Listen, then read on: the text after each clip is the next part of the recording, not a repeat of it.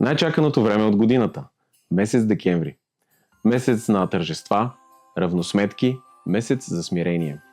През годините успяхме да придобием най-различен опит в областта на геодезията, посредством решаването на поставените ни задачи.